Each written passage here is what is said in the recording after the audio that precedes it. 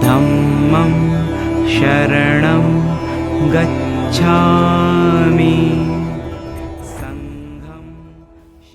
प्रवचन देने की जो जगह है, जिस तरह से वो आर्य भूमि भारतवर्ष के हमारे धर्म मित्रों के समक्ष है, और धर्म प्रवचन करने के व्यक्ति जो मैं महामहिम एक तिब्बती हूं, लेकिन प्रवचन के जो धर्म वचन हैं और जिनको धर्म प्रवचन दिए जा रहे हैं, वो व्यक्ति आप सब लोग हैं। आप लोग जो हैं वो आर्य भूमि भारतवर्ष के हैं। तो इसीलिए आर्य भूमि भारतवर्ष के प्राचीन काल के जो विद्वान हुए हैं दर्शन और सिद्धांत के, तो एक तरह से प्रज्ञा के माध्यम से, सोच विचार के माध्यम से धर्म प्रवचन या व्याख्या करने की जो परंपरा है, रीति रिवाज जो हैं, वो भारतवर्ष से ही आरंभ हुए हैं। तो वो शिक्षा जो कि आपकी है, नए भारत के, नई सदी, नए युग के आपके समक्ष प्रदान करना, या जो आपकी विरासत है उसे आपको सौंपते हुए मुझे बड़ी खुशी हो रही है। प्रवचन में सबसे पहले मंगलाचरण का पाठ दिया जाता है, लेकिन आज ये समय के कमी के कारण संस्कृत में जो हृदय सूक्त है उसका पाठ किया जाएगा। और जैसे कि तिब्बती में संक्षेप में और मूल जिस तरह से होते हैं, तो यहाँ संस्कृत का पाठ किया जाएगा। और उसके बाद नालंदा के 17 महापंडितों के आचार्यों के जो प्रार्थना पाठ हैं, जो मेरे द्वारा लिखे गए हैं महामहिम के द्वारा, तो फिर उसके पाठ हिंदी में किए जाएंगे।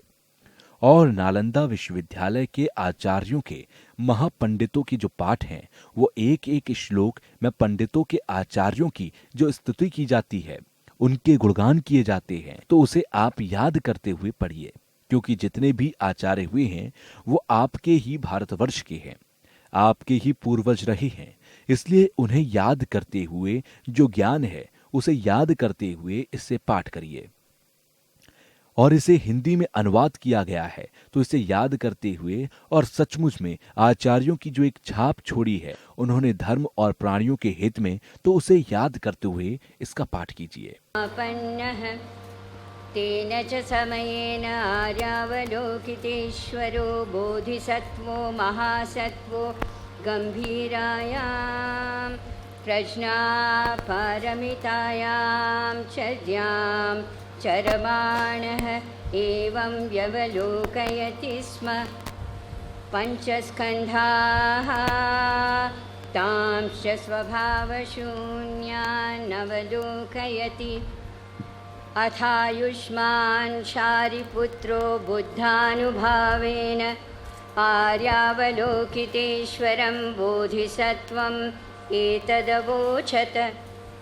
यः कश्चित् कुलपुत्रो वा कुलदुहिता वा स्यां गम्भीरायां प्रज्ञापारमितायां चर्यां चर्तुकामः कथं शिक्षितव्यः। एवमुक्ते आर्यावलोकितेश्वरो बोधिसत्वो महासत्वः आयुष्मन्तं चारिपुत्रम् एतदवोचत। यः कश्चिच्छारिपुत्रो कुलपुत्रो वा कुलदुहिता वा स्यां गम्भीरायां प्रज्ञापारमितायां चर्यां चर्तुकामः तेनैवं व्यवलोकयितव्यम्। पञ्चस्कन्धाः तांश्च स्वभावशून्यान् समनुपश्यति स्म। रूपं शून्यता शून्यतैव रूपं रूपान्न पृथक् शून्यता शून्यताया न पृथक् रूपं। यद्रूपं सा शून्यता या शून्यता तद्रूपम्। एवं वेदना संज्ञा संस्कार विज्ञानानि च शून्यता। एवं शारिपुत्र सर्वधर्माः शून्यता लक्षणा अनुत्पन्ना अनिरुद्धा अमला विमला नूना सम्पूर्णाः। तस्मात् तर्हि शारिपुत्र शून्यताया न रूपं न वेदना न संज्ञा न संस्काराः न विज्ञानम् न चक्षुः न श्रोत्रं न घ्राणं न जिह्वा न कायो न मयो न रूपं न शब्दो न गन्धो न रसो न स्पर्ष्टव्यं न धर्माः न चक्षुर्धातुर्यावन्न मनो धातु न धर्मधातु न मनोविज्ञानधातुः न विद्या न विद्या न विद्याक्षयो न विद्याक्षयो यावन्न जरामरणं न जरामरणक्षयः न दुःखसमुदयनिरोधमार्गा न ज्ञानं न प्राप्तिर्न प्राप्तिः तस्मात् शारिपुत्र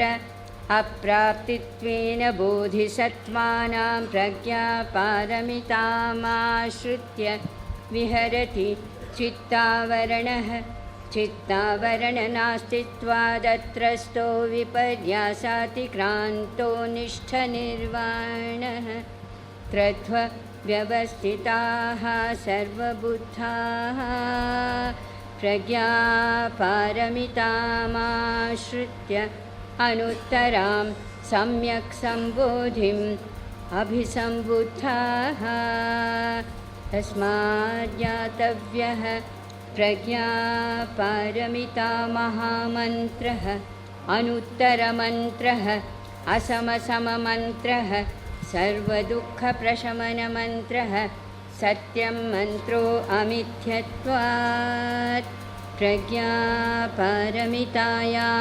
मुक्तो मन्त्रः तद्यथा गते गते पारगते पारसंगते बोधिस्वाहा एवं शारिपुत्र गम्भीरायां प्रज्ञापारमितायां चर्यायां शिक्षितव्यं बोधिसत्त्वेन अथ खलु भगवान् तस्मात् समाधेयुत्थाय आर्यावलोकितेश्वरस्य बोधिसत्त्वस्य साधुकारं मदात् साधु साधु कुलपुत्र एवमेतत् कुलपुत्र एवमेतत् गम्भीरायां प्रज्ञापारमितायां चर्यां चर्तव्यं यथा त्वया निर्दिष्टम् अनुमोदयते तथागतैः अर्हदभिः इदमोचं भगवान् आनन्दमना आयुष्मान् शारिपुत्र आर्यावलोकितेश्वरश्च बोधिसत्त्व सा च सर्ववती परिषत्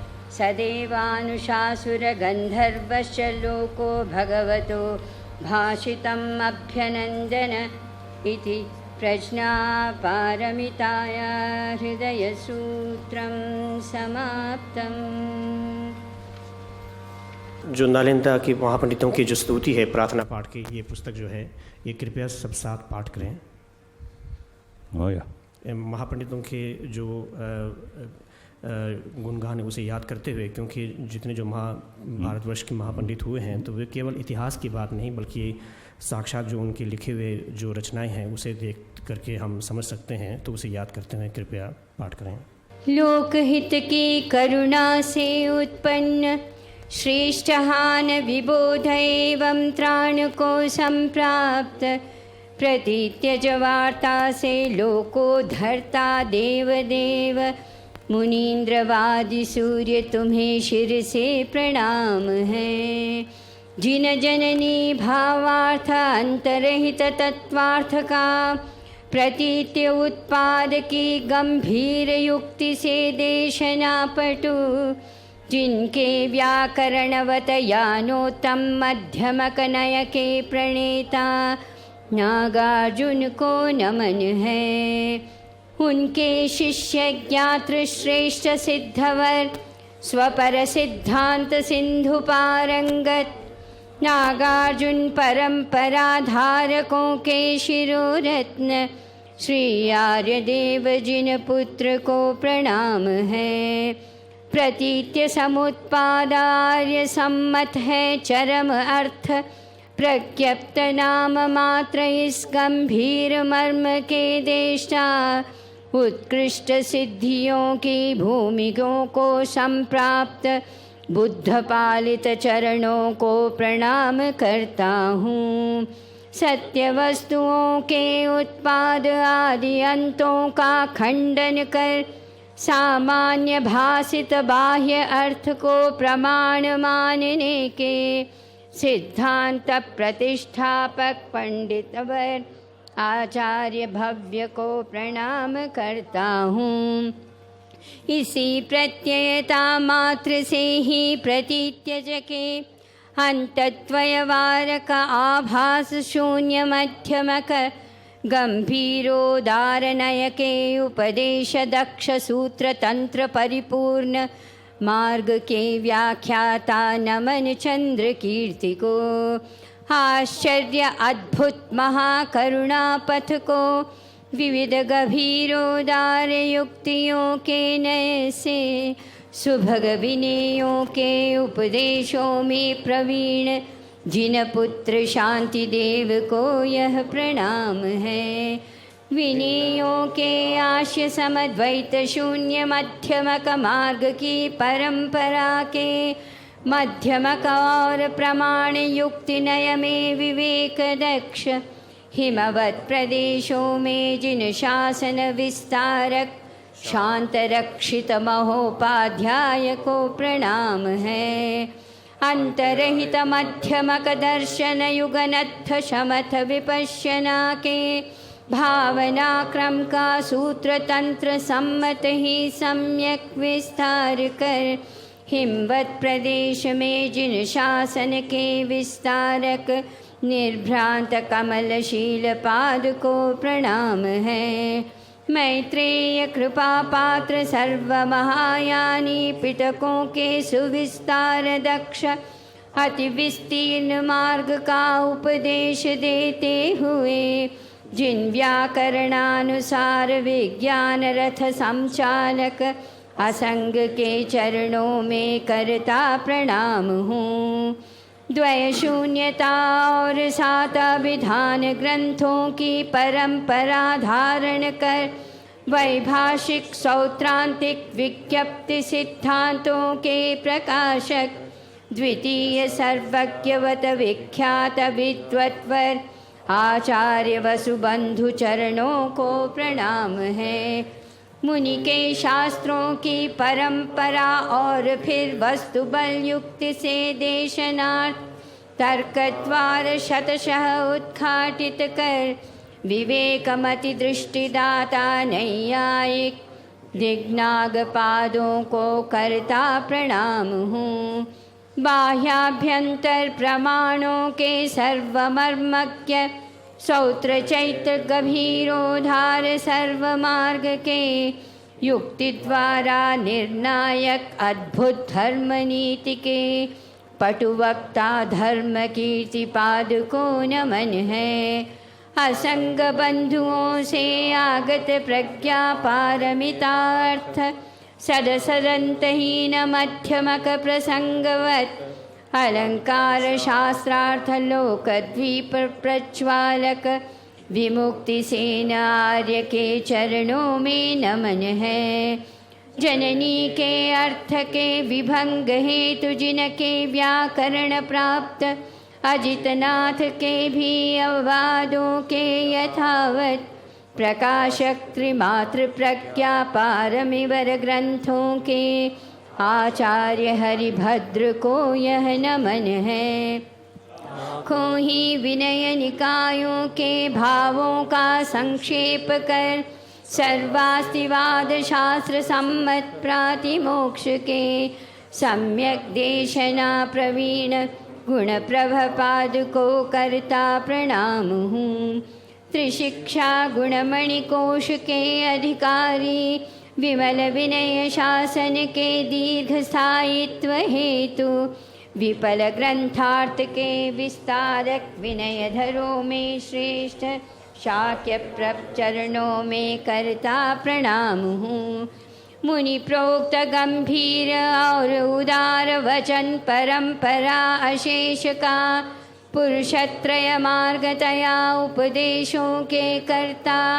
हिमवत प्रदेश में मुनि शासन विस्तारक महाकृपालु भट्टारक नमन अतीश को।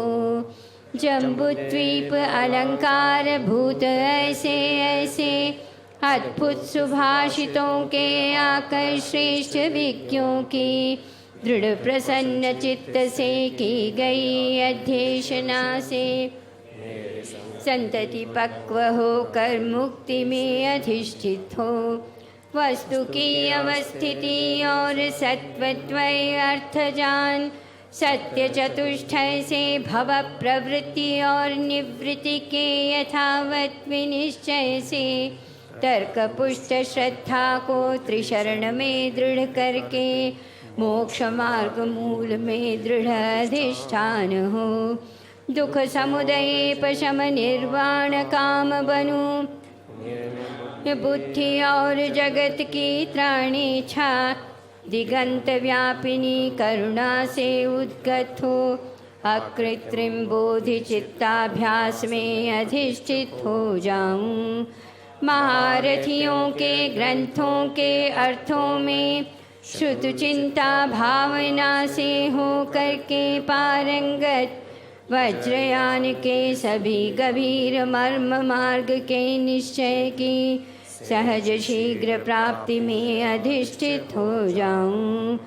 जन्म जन्मांतर में त्रिशिक्षामय सदाशय पा भाषण और साधना से आगम और अधिगममय को धारण कर उसकी विवृद्धि हेतु महारथियों के सदृश शासन कार्य कर सकूं। सभी संघों में श्रवण चिंतन व्याख्यान साधना क्रिया में सदारत असम्यक आजीविका के परित्यागी श्रेष्ठ विद्वानों और सिद्धों की प्रवृत्ति से जम्बूद्वीप महाभूमि सर्वदा अलंकृत हो। उनके अनुभाव से समस्त सूत्र तंत्र भूमि मार्ग में प्रवृत्त हो अनाभोग दोनों ही अर्थों को साध कर शीघ्र ही सर्वज्ञ जिनका पर प्राप्त कर आकाश स्थिति पर्यंत लोकहित कर सकूं। यहां पाठ करने वाले का धन्यवाद करते हुए सबसे पहले आचार्य नागार्जुन के मूल प्रज्ञा कार्य का मंगलाचरण का पाठ करते हुए और यहाँ जो प्रवचन सुनने वाले लोग जितने भी आए हुए हैं उन सभी के लिए है। वैसे अधिकतर तो इस बात से अवगत हैं, जानते हैं, इस बात को पहचानते हैं, तो शायद वो हो सकता है कि बहुत से लोग नए भी हों, इसलिए पीछे जो प्रवचन होते रहे हैं उसमें सबसे पहले मेरे मोटे तौर पर बौद्ध धर्म के दर्शन पर प्रकाश डालते हैं। ऐसी एक परंपरा है, इसीलिए आपके समक्ष सबसे पहले इस संसार में बिना मतलब बिना किसी वजह के जितने भी जो प्राणी हैं, यानी कि कीड़े मकोड़े, सब सुख चाहते हैं, दुख कोई नहीं चाहता। सब एक समान है, सबका एक सा स्वभाव है। छोटे छोटे कीड़े मकोड़े जो भी हैं वो भी अपने ओर से सुख की ही प्राप्ति करना चाहते हैं और दुख से छुटकारा पाना चाहते हैं, प्रयास भी करते हैं। यह सभी में स्वाभाविक होता है, इसके लिए कुछ भी सीखने या पढ़ने की जरूरत नहीं होती और अपने सुख सुविधा के लिए ही ये चलते फिरते हैं, मेहनत कर रहे होते हैं। अगर सुख की इच्छा ना हो तो एक तरह से चलने फिरने या मेहनत करने की जरूरत भी नहीं होती है और अपने सुख सुविधा के लिए ही हम चलते फिरते हैं। हम मेहनत भी शायद इसीलिए ही करते हैं। अगर सुख की इच्छा ही ना हो तो एक तरह से चलने फिरने या मेहनत करने की जरूरत ही नहीं होती। और विशेषकर हम जो मनुष्य हैं, मनुष्य को बाकी प्राणी से हटकर एक दिमाग है, एक प्रज्ञा है जो हम आगे के विकास के लिए प्रयास करते हैं। जैसे कि दिन, हफ्ता, महीना और फिर सालों से यहाँ तक कि हम अपने भविष्य के लिए भी समय बिताते हैं और प्रयास करते हैं, मेहनत करते हैं। और इस संसार भर में तकरीबन 70 अरब मनुष्य रहते हैं।